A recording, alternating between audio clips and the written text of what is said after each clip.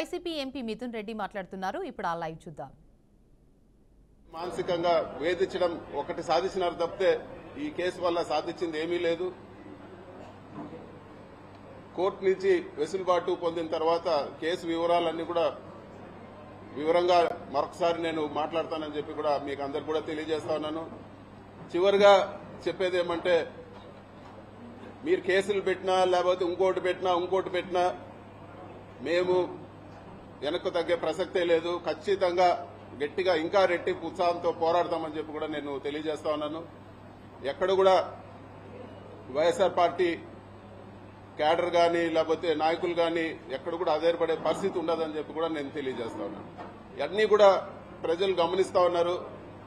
ఇవన్నీ కూడా ఒక డైవర్షన్ టాక్టిక్స్ లో భాగమే అని చెప్పి కూడా అందరూ కూడా గమనించాలని చెప్పి కూడా నేను కోరుతా ఉన్నాను. ప్రభుత్వం చేయాల్సిన పనులు పక్కన పెట్టి ఏదో ఒక అభూత కల్పన చేసి రకరకాల కేసులు పెట్టి నాయకులందరినీ కూడా జైళ్లలో పెట్టి సంబంధం ఉన్నా లేకపోయినా ఎట్లంటే అట్లా జైళ్లలో పెట్టి ఇదంతా కూడా వాళ్ళు చేయాల్సిన పనుల నుంచి డైవర్షన్ చేసే పరిస్థితి ఉందని చెప్పి కూడా మనం అందరం కూడా తెలుసుకోవాలని చెప్పి కూడా నేను తెలియజేస్తా ఉన్నాను.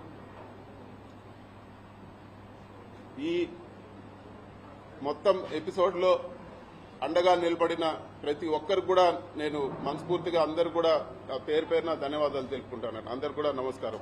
Thank you.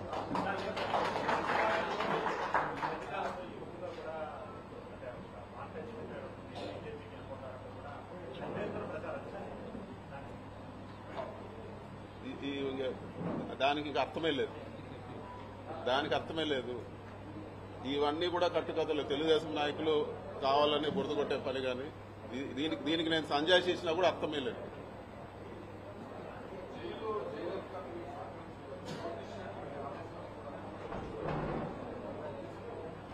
మరి ముఖ్యంగా జైల్లో ఎటువంటి పరిస్థితుల్లో పెట్టారంటే, ఒక టెర్రరిస్టో తీవ్రవాదిని జైల్లో పెట్టిన పరిస్థితి ఉంది నాకు.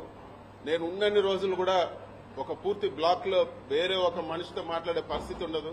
కేవలం ఎప్పుడైనా ములాఖాతులు, వారానికి వచ్చిన ములాఖాతులు, లేకపోతే ఇంటికి 3 ఫోన్ కాల్ చేసుకోవచ్చు. ఆ 3 ఫోన్ కాల్ తప్పితే ఇంకొక మనిషితో మాట్లాడే పరిస్థితి కూడా ఉండేది కాదు.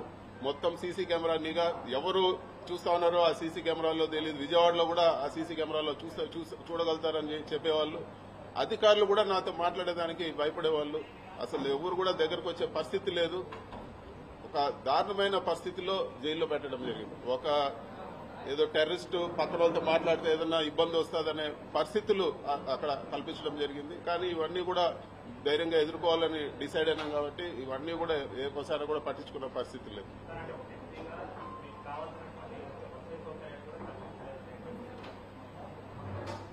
కోర్టు వసతులు కల్పించే విషయంలో కోర్టు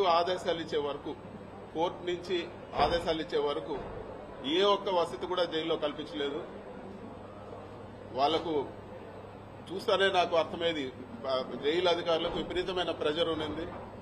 వాళ్ళు ఏ ఒక్క వసతి కూడా కోర్టు నుంచి ఆదేశాలు రాకుండా ఏ ఒక్కటి కూడా కల్పించలేదు. ఇవ్వాల్సిన బేసిక్ రిక్వైర్మెంట్ కూడా అవన్నీ కూడా వచ్చిన ఫస్ట్ కోర్టు ఆర్డర్ వచ్చే వారం 10 రోజుల వరకు అస్సలు ఏ ఒక్క సహకారం కూడా లేదు. ఇవ్వాల్సిన ఫెసిలిటీస్ కూడా, మిగతా ఖైదీలకు ఇచ్చే ఫెసిలిటీస్ కూడా నాకు ఇవ్వలేదు.